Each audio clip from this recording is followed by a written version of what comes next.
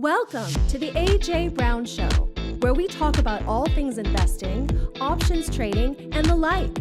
Now, here's your host, AJ, whose primary mission in life is to help you become a better investor.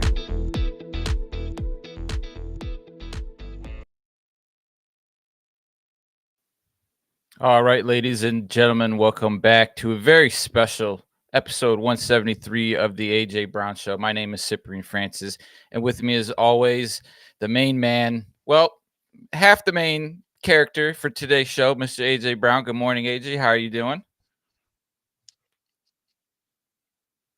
I'm doing well, Cyprian. Thanks for asking. So I feel like after last week's show, we were really talking about the market might be exhausting, stalling out, finding a top, and literally the rest of that day, the market tanked. The rest of the week, the market tanked. You might have called the top. I feel like that's where we should begin today's show. Yeah, I always say that the bear jumps out the window while the bull climbs up the stairs. Well, I wasn't wrong this time. You're exactly right. If we look at my favorite retracement analysis, which I've got up on the screen right now, I'm going to go ahead and pull up some of my favorite drawings. Everybody likes my rainbow graphs, so let me go ahead and pull up my rainbow graphs right now, and I'll zoom into just the most recent uh, last 3 months, let's say. And sure enough, last Friday we confirmed our reversal down, and then on Tuesday we confirmed that we were in a new trend direction. You can see that with my white dotted line. That new trend direction actually started on February 3rd. The previous trend ended, and I didn't actually finish drawing it right here. It actually ended back here on February 19th, and we're into a new trend with vigor. This as of February 25th. So that was what Tuesday of last week, of this week. Tuesday, we decided that we were actually going to have an ideal downtrending move. That doesn't mean we're actually in a downtrend. It just means that this first move out of the gate really is, one that's got some steam to it. We'll see as this trend matures. This new trend hasn't matured yet. We haven't had two tests of support, two tests of resistance yet. But man, the bears sure did jump out the window. Today we're seeing some bargain buying, so we'll see where that goes. But what do you think, Sip? Well, I was just going to ask you, is there a driver behind the majority of this pullback? Or as I'm glancing over at the economic news for the week, it seems as if each one of these points is kind of enhancing this idea that we're slowing down consumer confidence, GDP, we have some inflation. And when you say the bear jumps out the window, that means that the market falls extremely fast in a very short period of time compared to the way up, right? So, what do you feel is driving this, or are there some technicals, that are behind it as well? I mean, there's all sorts of things that could be happening, Sip. I do want to just point out, how we sometimes like to compare the SPX to the SPX EW. So if I pull up the SPX EW, that means we're looking at the S&P 500, where each of the 500 companies gets an equal weight, rather than having the larger, those 5 to 10 symbols that are big companies like your Nvidias, which actually got kicked in the teeth a little bit this week, your Facebooks, your Amazons, your Googles, your Microsofts, your Teslas. Um, those seem to have gotten a little bit of momentum taken out of their sales. They all were, when you look at leading indicators, completely overpriced, overbought, and money moved back into some more stable. So when I look at the equal weighting and then I overlay on top of it the S&P 500, so I'm doing that right now in front of you guys. And I'll go ahead and tweak it so that we're looking apples to apples here by looking at a bar chart over a bar chart. You kind of can see that the S&P 500 is now moving back to where the equal weighting is. Whenever we get that divergence of those bigger companies excelling ahead of rest of the 500 best stocks, I kind of, can see that there's been a lot of excitement and momentum around those high flying stocks. But every once in a while, there's got to be some reckoning. And I think that's what we're seeing this week. Yeah, I actually came across a chart that really touches on what you brought up, and this is the hedge funds cutting exposure to the Mag 7 to the lowest level in 2 years. And so that's kind of that convergence that you're talking about, where the overall that we're starting to flatten in terms of it's not being driven by these major names.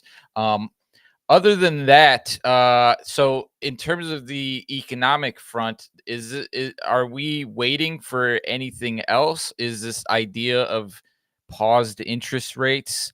Um, could this be a buying opportunity? Because when we look at your color charts, which are fabulous, by the way, there's a lot of green there at the bottom. So, like, at what point does the green turn back into another red or something? Like, because in theory, we could still keep going to the downside. Yeah, absolutely. So, in order to really call this a long-term trend, downtrend, as well as to call, what we've just seen a trend reversal, what we like to see in, uh, technicals is we like to see a range contraction. So we actually like to see a little bit of a reversal up, maybe to about halfway around the 6,000, 6,025 mark, and then another move back down. If we saw those two moves back to back with that little halfway reversal in the middle, I would then jump on the gravy train and call this something, a market that we needed to be trading the trend down, all of that good stuff. But as of right now, with just this one move in place, whenever we can't clearly call something an up or a down market, we default to calling it sideways choppy. And that's where, playing the selling game of options is really where things take off. Yeah, especially with this concept of the bear jumping out, or yeah, the bear jumping out the window. Like that could happen as we see very quickly. Like 2 or 3 days, we're seeing very large retracement, and it looks as if you're bringing up the VIX, which is making your option selling, premium selling strategies a little bit more profitable than normal. Can you maybe explain a little bit why that might be possible?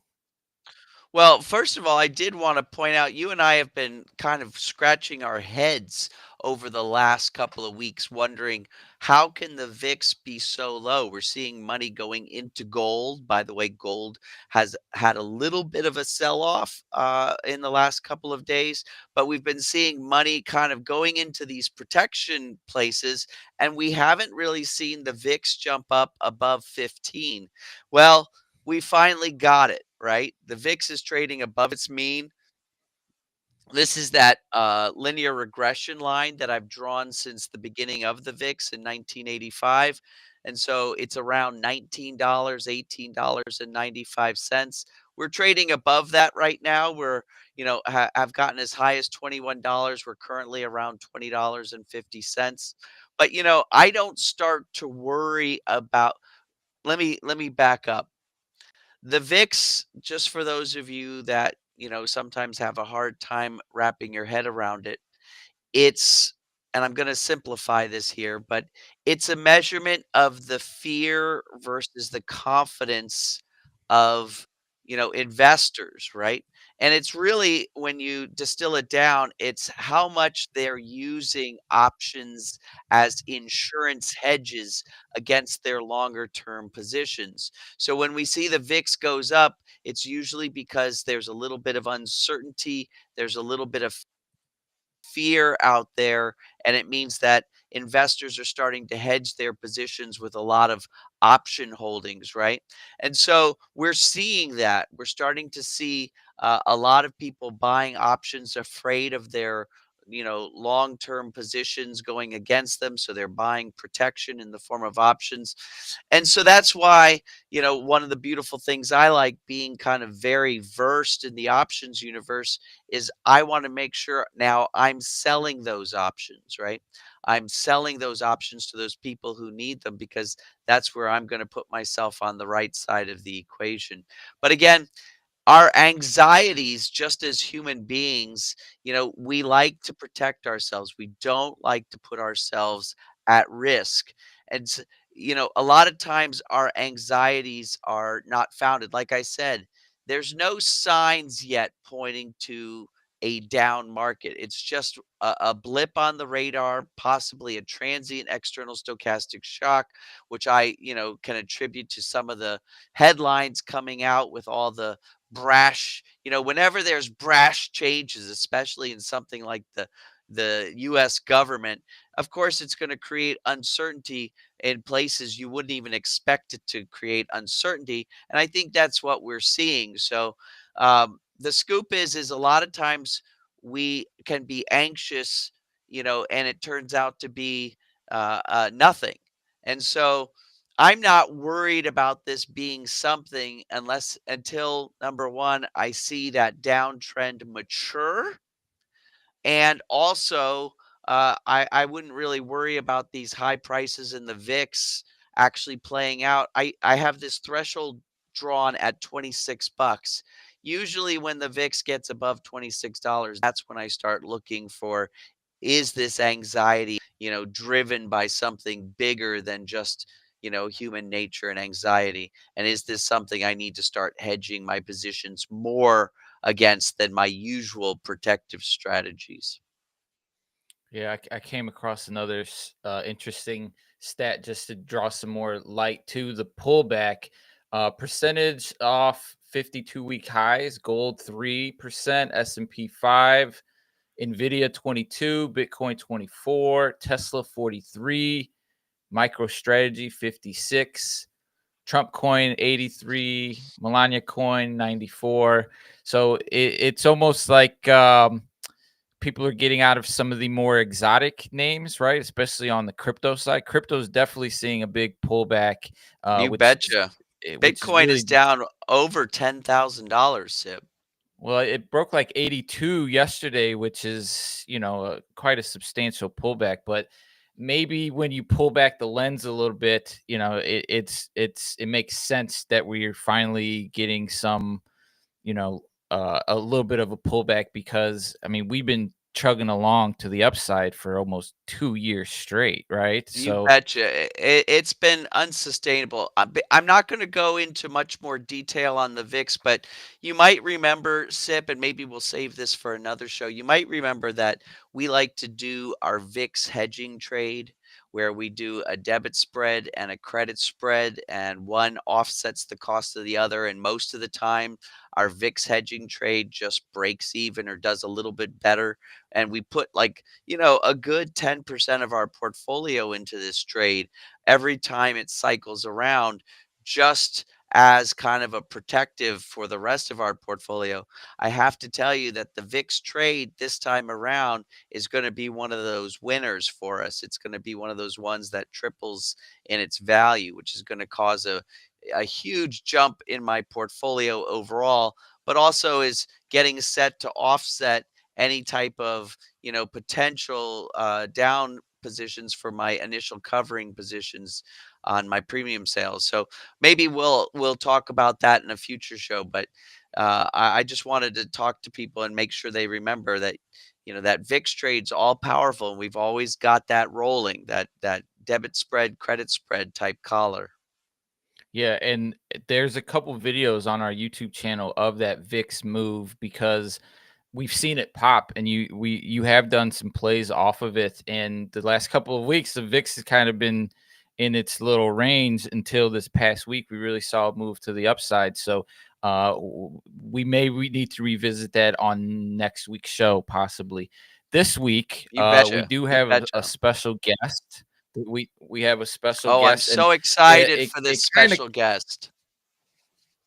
it kind of came from some of the questions that we were getting from the members this week. One of them being like, some of the new members, like, "Hey AJ, I wake up in the morning, I get my cup of coffee, I sit down, and I want to start to come up with a plan. What do and so, like, what are you looking at, AJ? Are you looking at the economic calendar? Are you looking at some charts? Are you looking at what is happening at the White House today?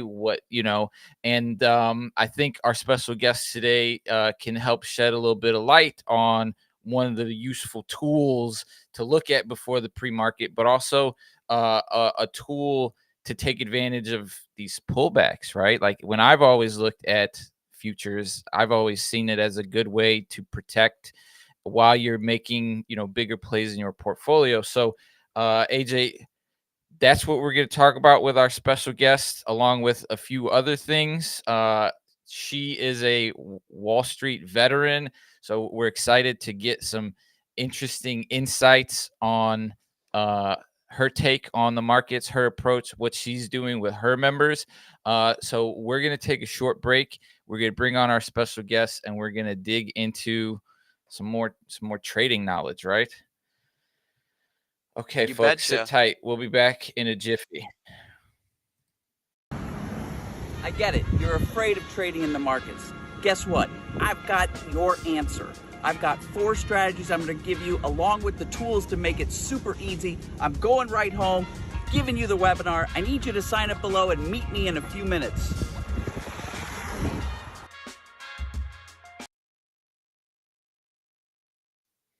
All right, so without further ado, let's go ahead and bring on today's special guest. This is Hima Reddy.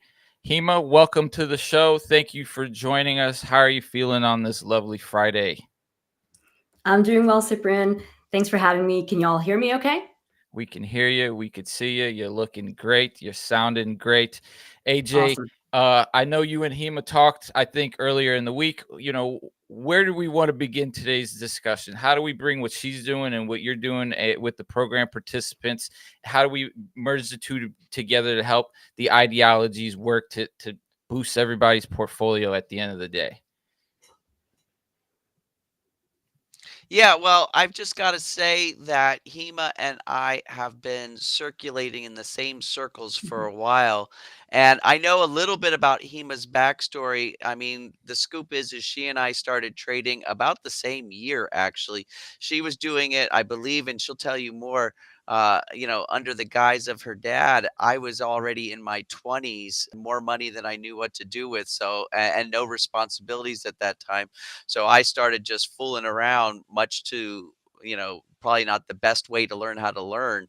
But the scoop is she and I have very similar philosophies on things, but she's gone a different direction, knows some stuff I don't know about things like the e-mini. So, Hema,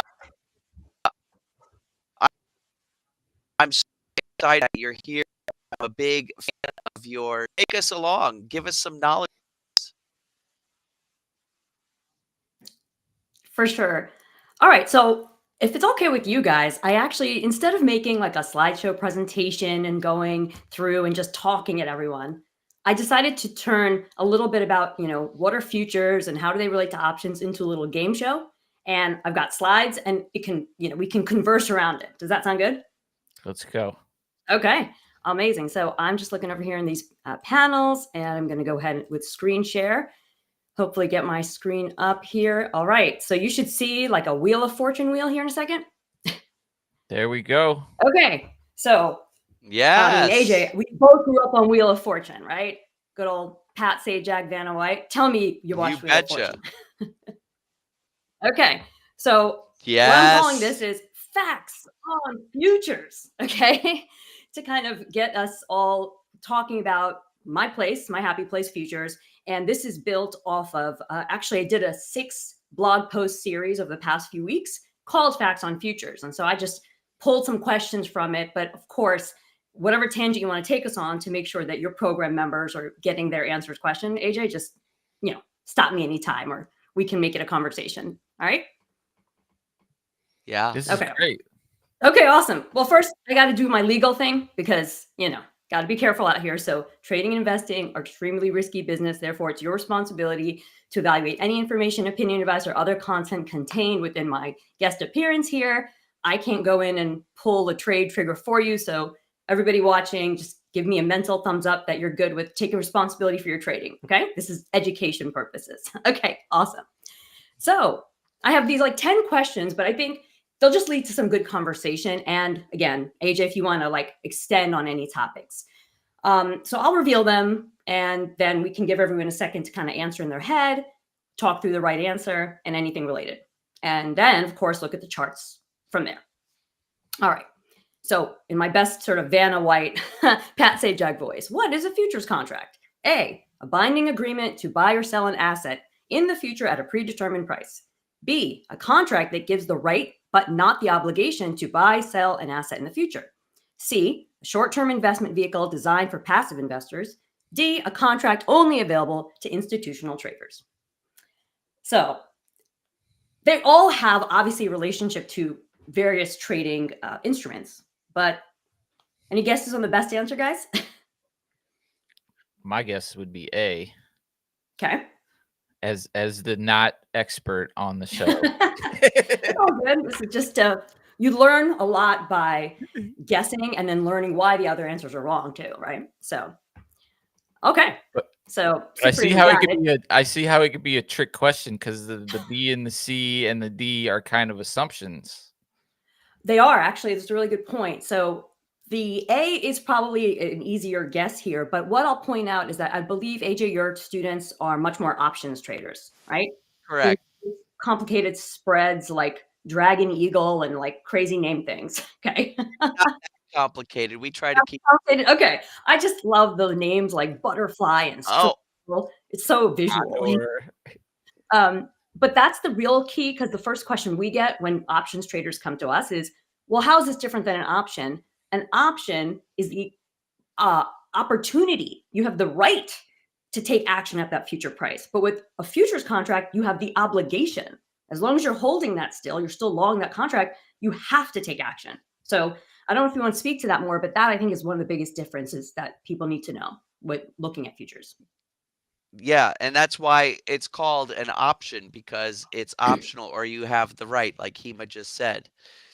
Yeah, absolutely. Okay, great. I mean, it is a short-term investment vehicle, but it's not really great for passive investing, in my opinion. I don't know many people who are like buying and holding futures contracts, right? That's better for stocks or maybe even some longer-term option strategies. And it's not just available to institutional traders. I can trade it. You can trade it. So there we go. So how was that for question one? Shall I keep going? Yes. Okay. All right. Awesome. All right. So number 2, which of the following is not a benefit of futures trading? A, high leverage. B, low trading costs. C, guaranteed profits. D, extended trading hours. Well, this is an easy one because anything that has guaranteed in it in the investing world is always like a red flag. I know. I had to throw the little shiny carrot in there, right? The ooh, guaranteed profits. So that's a pretty obvious one, but I think it's more important to talk about some of the other things that are true.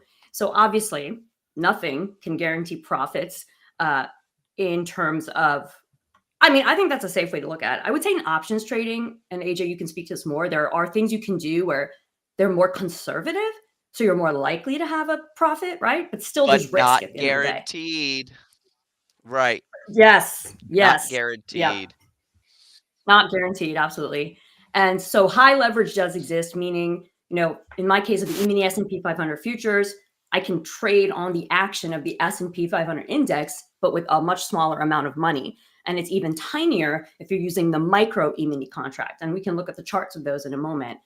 Low trading costs, the commissions. I mean, it depends on your brokerage, but an E-mini S&P 500 contract is $50 for 1 point of movement. And it's $1.50 per side to trade. That's really marginal. So, I count it. It's part of my P&L, but it just does, reduce one of those costs of trading and extended trading hours. This is both a blessing and a curse because it's always open. It's like Vegas, right? So options, I don't really know too much about this with options in terms of, can you just wake up in the middle of the night and do options trading? But with futures, the E-mini S&P, gosh, it opens up at 6 p.m. on Sunday and like pretty much doesn't sleep until Friday at 5 p.m. Are there Wow. options at markets like that or no? Like it's No. closed. No, No, the right? options markets are even the fact that options are leveraged on stocks becomes a problem because the options market do close and the stock Right. markets continue trading. So it actually creates a little problem for us because the stock can continue moving and the option is frozen until the next morning. But yes, that's I've noticed that about the futures. The only way the way that I use the futures is to kind of get a glimpse at what might be happening the next day on the market. So I'm so excited for you to tell us more. Okay, for sure. All right, I'll keep going here. I'll see how much time I have, and then we may jump to the charts instead of getting through all the questions. But all right, I mean, this is amazing. This is really this is what I fun. like. Okay, so anybody watching Yeah. there's like your YouTube, we're streaming. My awesome team member Anna put this to our YouTube channel, my Facebook, my Instagram. So hello to all my people watching, and please, send good love to AJ too for having me on like this. This is so much fun so far, and we're all learning something, right? So number 3. Okay, you Yeah. guys ready? Let's go. All right. Yeah. What does the term margin mean in futures trading? A loan given to traders to buy futures contracts. B, the amount required to open and maintain a futures position. C, the fee charged by brokers for each trade. D, the total contract value of a futures position. I feel like this could be a little bit more tricky to newer futures traders, especially with AJ, like what you need to put up for an options contract. I don't know if it's the same term is used, but I mean the answer I believe is B. Yeah. Is that right? Great job. Yeah. So margin, I think, is pretty universal across various markets in terms of like what it means. I mean, there's the whole like joke of you never want to get a margin call from your broker, right? So by the way, this like ages me. Did you know that like young kids, this is what they do Oh for wow, phone? I didn't know that. like a Oh, phone? really? Call Isn't that me. wild? Oh, hey. I was just like, oh no, I gave it Hey. away.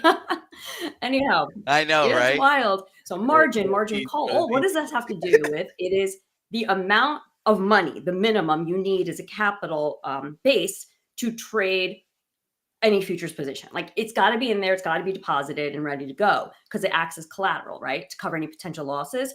And the problems arise when futures traders or anybody else doing anything on leverage, when they start to try to trade more control versus the margin in their account. So it's easy to stay away from the dangers of this. You just have to have discipline and trading plan and all. So I don't know what you want to add to this, AJ, but margin is, important if you're looking at futures trading for sure. Absolutely. Margin's important especially when you're selling positions for us too. But one of the interesting things is you said it's easy. You just need discipline. Some people would question whether that's easy, right? Well, I guess simple is a better word, right? The answer is simple, but it's not Yeah, necessarily there easy you to go. do. I love that. Trading is simple, Yeah. but not easy. That's my sort of tagline. I love that. And Hima, I have a question on the margin because I think what a lot of new traders might not know is the difference between a day margin and an overnight margin, Excellent right? point. Like Yes, so I actually number have changes. Yeah. Yeah, I have a website ready to answer that because I knew that question might come up. So I might bring this over the questions for a moment. Don't worry, we'll still do the game. But these are the margin rates for TradeStation. So that's my brokerage of choice. So I figured I'd just show this as an example. So if we just scroll down to the E-mini S&P. So you guys see this line right here? Okay. Yeah. So if you are day trading the E-mini, your intraday initial margin that you need to trade one contract is currently, like it changes over time, $1,679.40. That's just to day trade, right? I'm going to get in, I'm going to get out before the New York close. But if you would decide you're going to swing trade futures as part of your strategy, so you're going to hold it past that session, Then you need long overnight margin, short overnight margin. You need these amounts. You need basically 10 times as much to control that one contract. Does that answer your question, Cyprian? Wow. It does. And Okay. I guess my follow-up would be, why is it more during one versus the other? It's that obligation, isn't it? Versus, in options, the right. Well, I think, listen, this is just my guess, but I think the CME, Chicago Mercantile Exchange, that hosts the ES and many other futures, they want us to trade heavily during the day, and they want that action, right? They want the commission share and all that.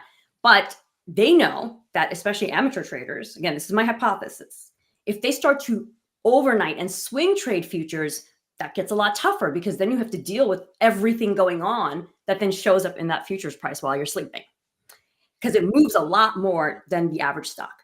So my theory is that this is a little bit of a business decision, like make it easier and make it more accessible to day trade, but make it a little harder and require more financial responsibility to overnight trade. Complete conjecture, but that's my answer to start.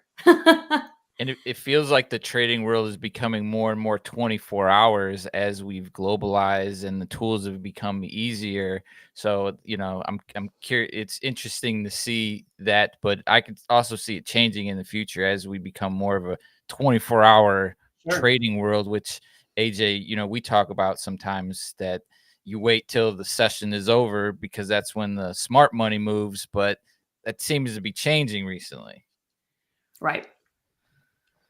Yeah. Okay, margin. Okay. What do we got next? Anything from you, AJ? No, I'm good. Okay. So, all right. Now I see questions coming in, but shall I address them, or do you want me to wait and we'll cut to them later? Well, is margin like a We'll loan? cut to them later. We'll cut to them later? Okay. Sounds good. So, number 4, which of these assets are commonly traded as futures contracts? This should be pretty easy. A, gold. B, crude oil. C, S&P 500 index. D, all of the above. That will be all of the above. Which is why they're an attractive asset to keep in your portfolio, because you do have, the ability to switch in, industries essentially. Yeah, I mean, the thing is about futures is that, and this comes up in the later question, we'll give a little early hint. One of the main reasons they're traded by the institutions is to hedge. So like a cereal company is going to have to buy a lot of wheat to make whatever, right?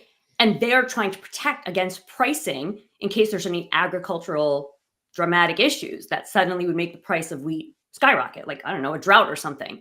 This is where this came from commodities, And then if you think about it in stocks and everything else, there's just so much activity now that this just provides another way to be able to take advantage of the action. There are Forex futures. There are even crypto futures now, I think, probably on the horizon. There's definitely interest rate futures, right? Like the bond market income, fixed income arena. So I got distracted by something pop up on my screen, but I think what I was trying to say is I personally don't think a person should try to trade a bunch of different futures, get good at one.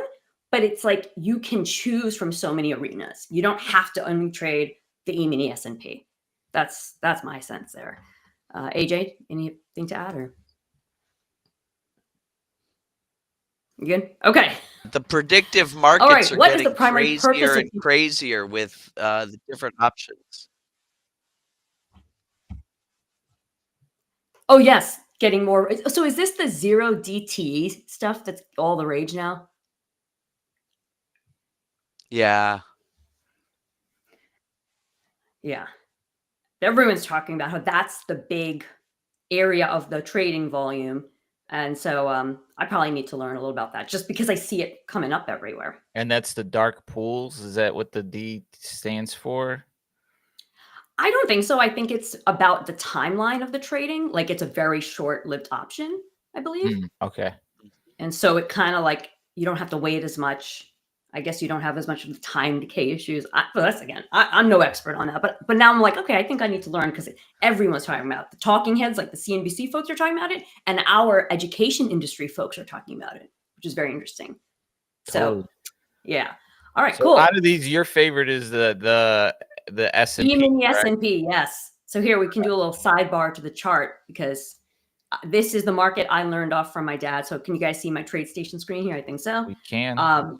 So the way I see it right now, just in terms of like an outlook of the market, I was listening to what AJ was saying earlier, how yes, we've been dropping, and kudos to you guys to, talk about that turning point days ago. I got on the train by Tuesday, but I didn't see the turn that quick. But the whole week from my short-term futures report analysis that I put out to my members, I've been like, keep selling. Watch out for the rallies, but keep selling. The thing is, I still see us as stuck above the election day low, the pre-election day low. That's it. All we've done since November 4th is go up to December 6th. Notice it's about 30 days. It's kind of like a monthly rhythm. And then we bounce back. And to me, the broad market sentiment is still essentially sideways unless we start really pushing below 5,800 on the ES futures. And that pricing, you can translate this to the SPY, for example. It'll have similar candles, but the price will be 580. That's the ETF. Or the micro E-mini, MES H25, that will have pretty much the same pricing as the ES. So it's 1/10 the size of the ES futures. So more people can trade it because they have a smaller account obligation. But it's almost identical in its movement. So do you see how all of them, for me, it's 5,800. That's like the ride or die level. Yeah. And so when we look at this, and then AJ, we talk about your strategies. How do those two correlate with what you're also seeing in the charts? I mean, it's in lockstep, Sip. What she's seeing and what I'm seeing is just collaborating each other and building more confidence on that sideways chop. Yeah. I think also, AJ, we talked about this when we met earlier. You use quite a few momentum indicators. I think you were talking about stochastics earlier. Yep. Yeah. So I use one, and it's on the chart here, and I call it the RSI power zones. So it takes the traditional RSI and then applies sort of like a football field and applies these different areas. So depending on if you're bullish or bearish, your end zone that you're trying to go to is different. And this is the core of my momentum analysis. Like, I know how to look at all those other things, but I just feel like this tells me everything I need. And right now, we're not really in a distinctive area that's saying, oh my gosh, sell out of everything, right? The world's ending. It's not like that yet.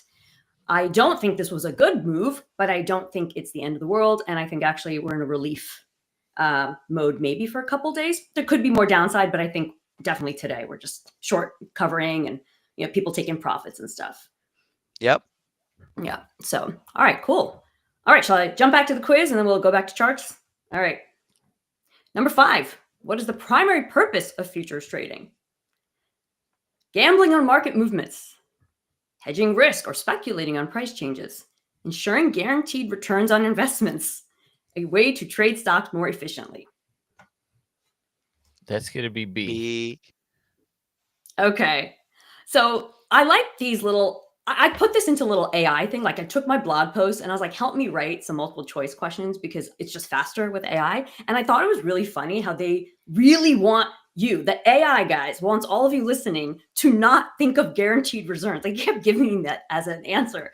And I think it's just about, making sure people don't think anything is like the holy grail. Nothing is, right? Options aren't, futures aren't, stocks aren't, currencies aren't. You still have to know what you're doing. But yeah, B, like I was talking about with serial example, hedging risk is very big. That's the institutional activity. But us, quote unquote, little guys speculating on the price changes, there's a lot of opportunity there because of the movement. I mean, I don't know if you've seen this, AJ, in like options related action, but since COVID, and especially since I would say the beginning of 2024, like honestly, after the Israel-Palestine conflict started in October 2023, the markets just move so much faster and it hasn't stopped. Yeah, I think there's a lot of money that has flowed into the markets that hasn't been there before, kind of unexperienced money, and it's become much more of a whipsaw on a day-to-day basis. Okay. Because I didn't know if it was just futures, because I literally had to So I have always been trading like a 3-minute chart. So that's what I use to make my decisions. So this is a daily, fine, but I'll change it to 3-minute. So from a day trading perspective, which I know is a little different for your students, there's already all of this action that's happened just since today's open, right? And I actually put in my report, look, I think we're going to open and go lower first, but I don't think the downside target is really far away. I just was kind of expecting the initial last push to the downside. And then now we're getting that rebound. But with this pace of action, I have had to incorporate, and I'll have it in a separate chart here, the 15-second time frame. Now, Wow. it is wild, but once I got a handle on it, it's like a wild horse. Once you get it, tamed, you're good. Oops. So look at this. It's the same candles, it's the same everything, but you have a new bar every 15 seconds. But isn't it beautiful? It looks just like any other chart. That's what I think is so cool about technical analysis. It's all fractal, right? It's all the same no matter what time frame you're on, at least for futures. Until there's Absolutely.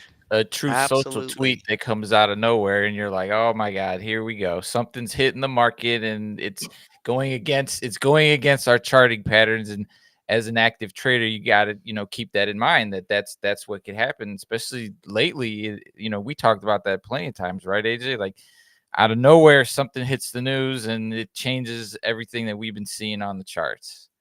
Yeah. You betcha.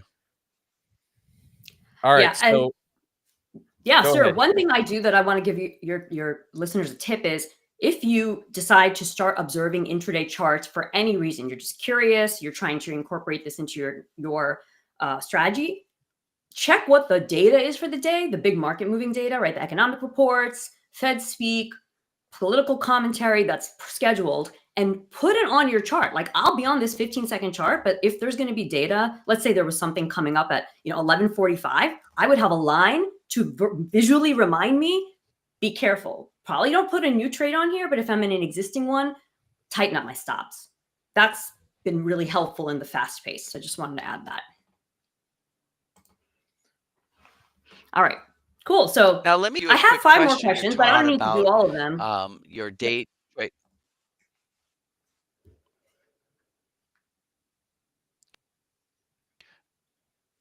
You're talking a lot about how you do trading in the evening. Now our markets actually close, so breath and look at things in the evening. And then if there's something we want to act on, we have a set of things, follow through that we look for on the next trading day. So we'll come in at a certain time and we'll for 5 or 6 really straightforward. We'll make our trade or we won't make our trade and then we'll be back out. When you say day trading, you're not actually sitting in front of the computer the whole day, are you? Oh, no, absolutely not. So that's a great question. So I'll just use the chart to kind of illustrate what it would look like if I just go back to that 3-minute chart.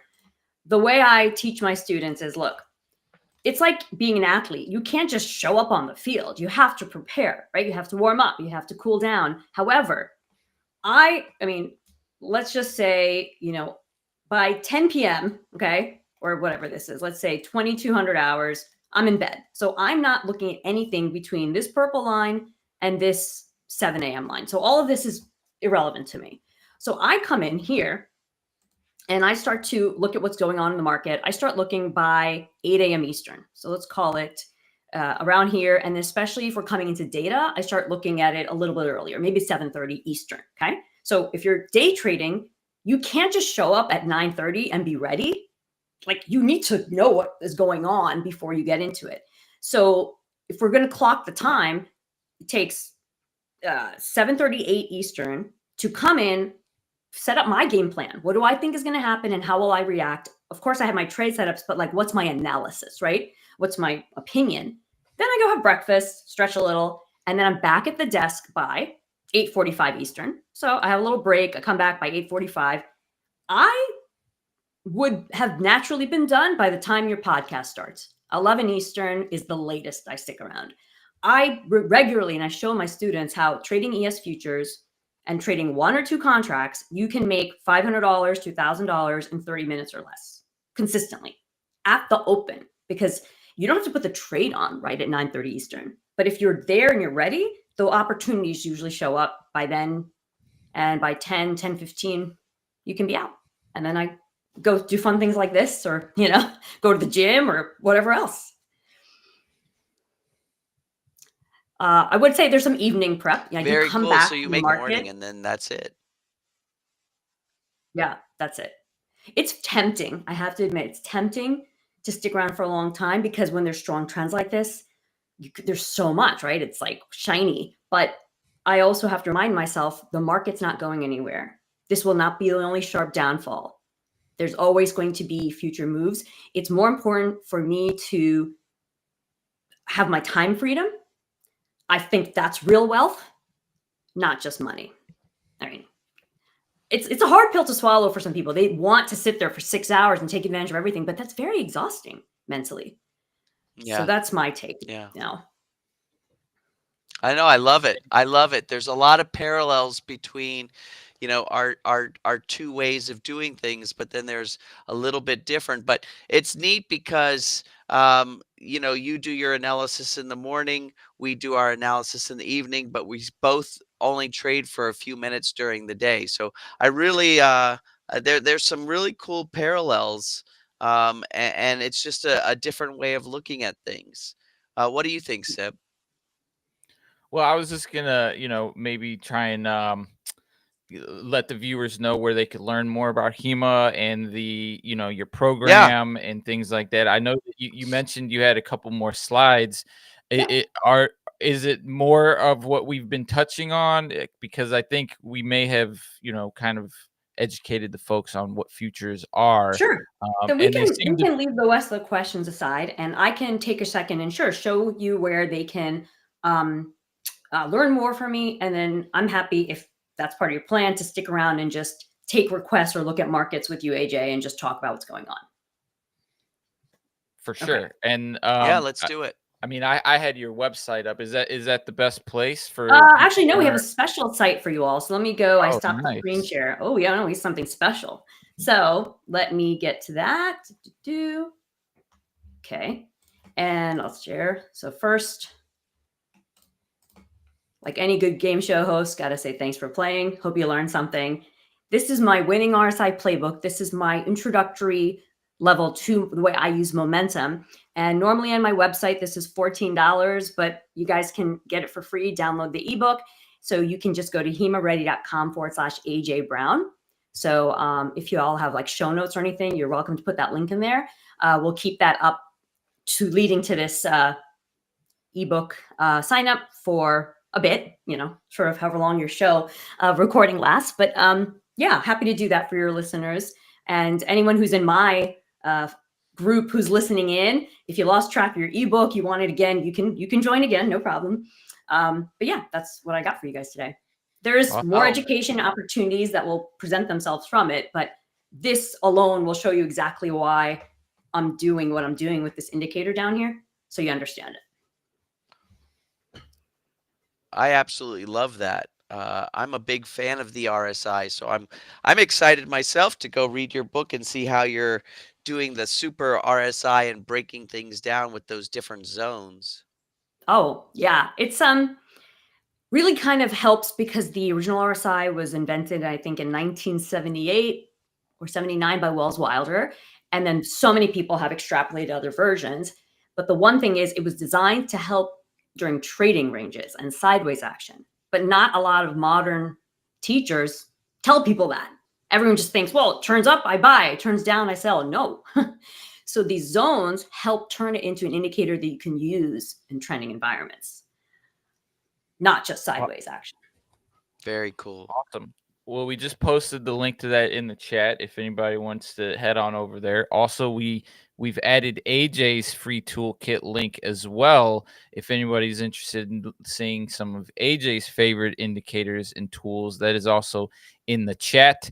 Hima, we will keep you around. AJ, we do have about 10 minutes to run through the speed round. Now, these are equity plays. So Hima, you just let us know, hop in when you you agree, you see some correlation. Otherwise, these are, just some of the names that our viewers are running through. So AJ, let's go ahead and get your screen up here. We'll start with the name that we covered last week, a name that has been in the news. And this is David from Denver, Colorado, interested in Walmart, which got smacked pretty hard. Mm. How can we recover? Well, actually, when I looked at Walmart, if you remember from last week, I knew that it was going to get kind of brought back down from where it had popped up to. And I was looking for a bottom. And I'm actually one of those bargain buyers right now. Whether I'm buying it as stock or whether I'm using a substitute option, using our options lookup tool to find something that's far out in time and deep in the money in order to find a substitute for that. I'm setting myself up on Walmart, David, in order to sell premium in the future. So, you need to have an initial covering position in place, and then you'll be able to sell premium to those people who want to hedge. And so that's kind of how I'm thinking about Walmart. I'm seeing it as a bargain buy opportunity right now.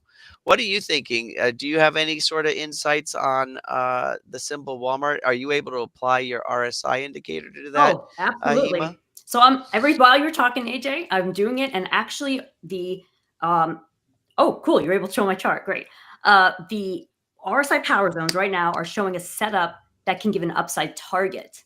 So it's a little bit of math I would have to do, but I agree with you that I always put we're in a buy zone and I give a perspective of support. So I would say while we're above that low from December, so like $90, I agree that actually my market timing tells me that by March 4th, we will have seen a short-term bottom in Walmart, and upside, I'm just going to ballpark like 115 over weeks and months, perhaps.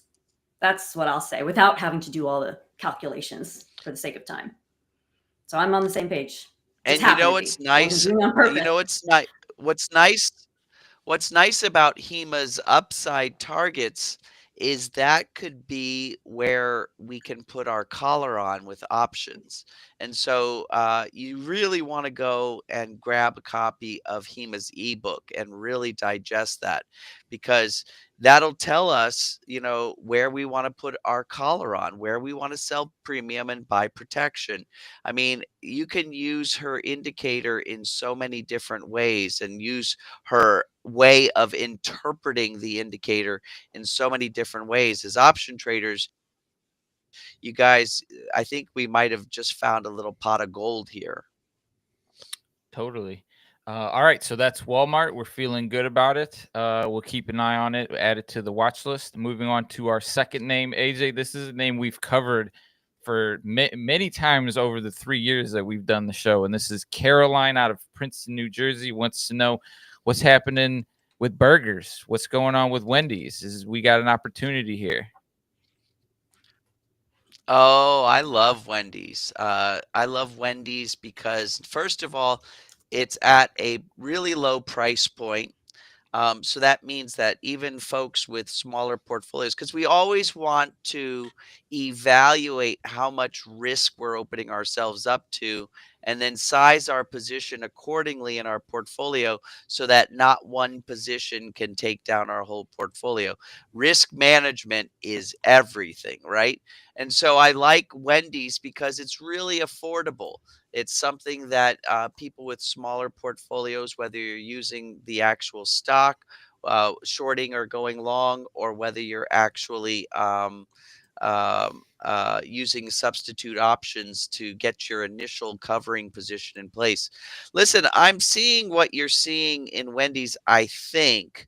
And I love Wendy's as a company because they're always bringing in positive earnings. They're giving a nice, healthy dividend back to the investors.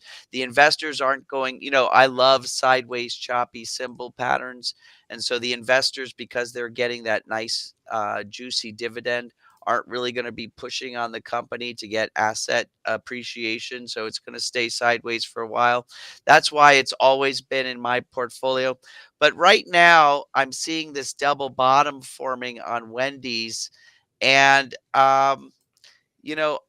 maybe about a week ago would have been our best opportunity. I see, the fast MACD gave me an end of day signal, and there were these 2 days right after during the trading sessions, February 18th, February 19th, which real optimal opportunity for me to have, gotten my covering position in place, either buy the stock or buy the substitute option. At this point, it's appreciated a little bit higher, and um, if you're in that initial covering position, I would actually be now looking for whatever signal you use to think about selling that premium. So when I'm talking about selling premium, I'm talking about selling a near term, expires in the next 3 to 5 weeks at the money option, and then taking that money and using it to subsidize a protective put option 3 to 6 months out in expiration down near your break even price. So, selling the 16 near term option and then buying maybe the $14 uh, 3 to 6 month out option, and using that little range that you've just created um, to basically let time decay work for your benefit. The fact that options are wasting assets. So I guess let me sum it up. If you got into that initial covering position a couple of weeks ago, then great. You're poised to sell premium, buy protection, and turn this into an income generating position. But if you miss that opportunity, then I would actually be turning my eyes to, you know, where's the reversal down, and should I be shorting this stock or buying a substitute put option? That's kind of where I'm seeing it. But now with kind of the supercharged power of Hima, let's see what she says. Sure. So ticker WEN. And basically, I agree that it was a few days ago that was probably the better time to take advantage of this upward move. And actually, the RSI power zones get a great defensive signal. So if you had been short at all along the way, they give a great defensive setup that my more advanced education after that ebook gets into. Like, what's the pattern? Is it offensive or defensive? How exactly you set it up, what kind of entries and stuff. That being said, I think there's still a little bit more room to get up to this $17 area. It's also based on some GAN levels. So GANN, GAN, it's kind of like Fibonacci, Elliott wave. It's my happy place I use for price action analysis. However, I'm not loving that the RSI is back in what I call the bear zone, the bear resistance zone. Like, this is where downward markets tend to get overbought and it might roll over. So the person asked the question, if you watch and it gets the underlying price gets below 15.17, then the upside of this might have been short-lived, because overall, I believe it's a pretty weak stock. Yeah. Let me just put it out there to you, Caroline. I think that there's lower hanging fruits to be able to work with than Wendy's right now. So, I think that you would actually have to work hard for not much reward, and possibly opening yourself up to more risk with Wendy's. So maybe look for something that's got a lower hanging fruit right now. I love Wendy's. Don't get me wrong, but right now the pattern isn't telling me to trade it. Yeah, and sometimes it's okay for us to not like a certain setup or move, and we're very free with giving our opinion on that. So this one isn't as exciting as maybe some of the other names we've had in the past. All right, AJ, quickly, last name, Terry from Portland, Oregon. Do we have anything brewing in Groupon? Ticker symbol GRPN. Oh, so now this is a little bit exciting for us option traders who like sideways chop. But you already missed your top. I can see on my chart, I've got that end of day indicator followed by the follow through bar. So I would have probably, if I wanted to set up a position, I would have shorted some Groupon back on Monday. And now what I would look for, first of all, if I'm in a shorted position and it continues to kind of collapse, by the way, be aware of their earnings announcement next month. It's coming mid-month there, March 13th, after market close. But if it continues to drop down and drops down below 10, hey, I just look for the bottom on my shorted position and just trade that as a nice little quick pop. But if it kind of stops around the $10 mark, right? If I'm in my shorted position, people forget that you can then sell put premium and buy protective calls. You're trading the same sideways chop, but we're just using a different strategy because we got in at the top rather than at the bottom. So, if it stays within that range, remember, premium selling is all about range bound option trading strategies, right? Range bound. If it stays in that range, it'll be a perfect time. And on the contrast, if you're not in Groupon yet, let's look for that bottom to be formed. And if it forms around, no lower than $9.50, that might be a great opportunity. Again, don't put that position in place until you're expertly confident that it has found a bottom like we were about a month ago. But you could be setting yourself up for, again, maybe one or two or even three cycles of selling premium every month, making that nice little, kickback. Also, for people who are part of my program, that we put that protect play in place, for one, to protect ourselves during the time our premium is sold, but also we kind of get a bonus because when we roll out of that option, we get another, kickback to our bottom line of the economics of the position. We actually make money on selling out of the protective option when we no longer need it.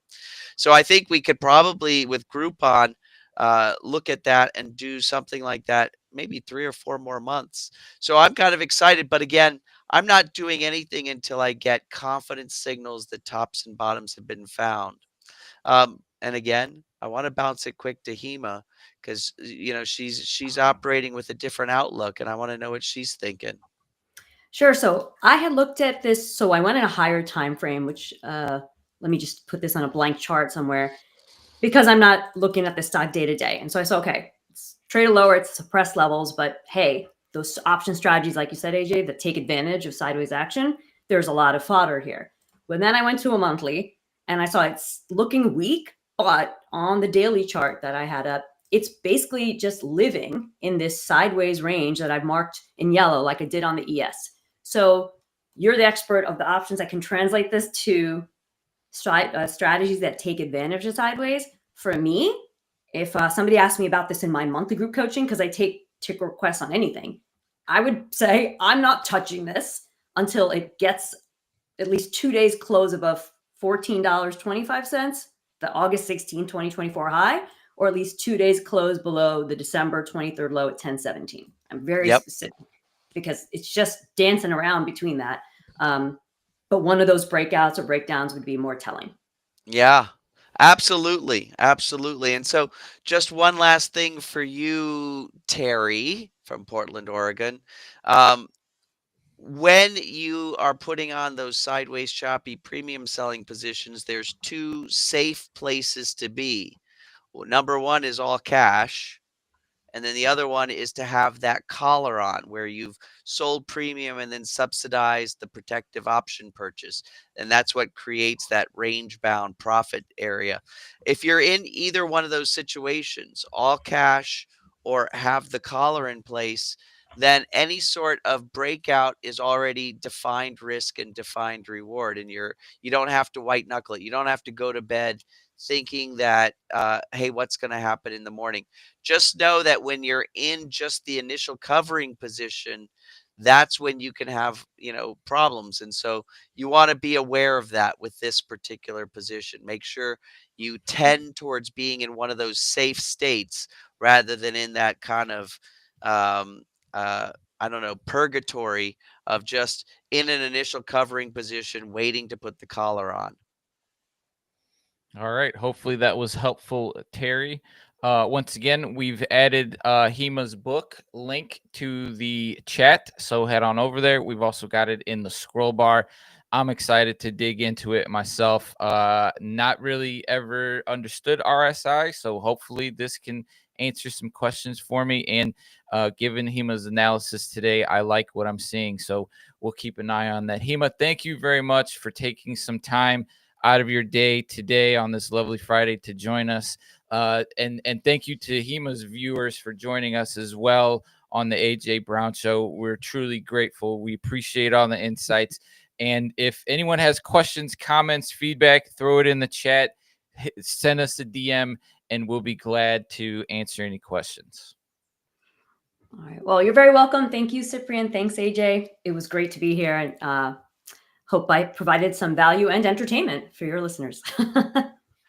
Awesome. Enjoy Absolutely. the rest of your we weekend. should have you on more often, safe. Hima.